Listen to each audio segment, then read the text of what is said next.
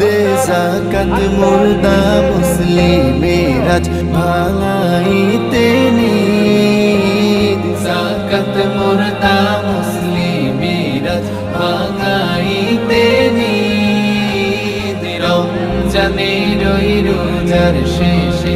এলো খুশির ঈদ আপনাকে আজ বিলিয়ে দেশ